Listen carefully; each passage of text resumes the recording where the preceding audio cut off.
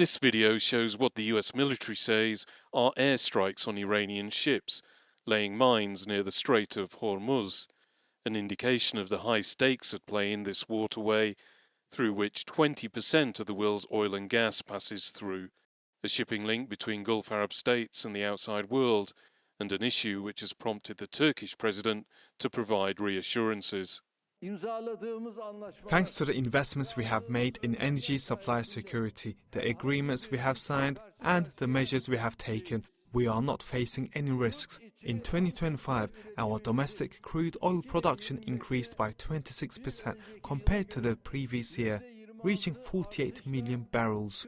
During the same period, in order to increase our source diversification, we procured oil from 15 different countries.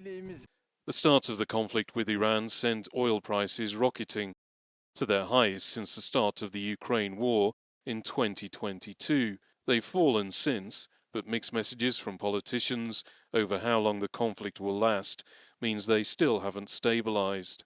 The Turkish government hopes diversifying its energy sources in recent years will help it endure the energy shortages caused by the war. 60% of energy produced in Türkiye now comes from renewable sources, such as wind, solar and hydropower.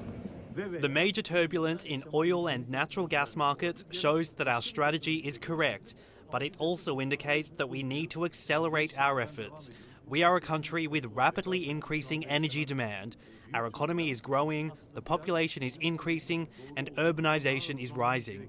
Türkiye has also diversified into nuclear power. The first reactor at Akuyu plant is scheduled to start working this year, with other power stations in the pipeline.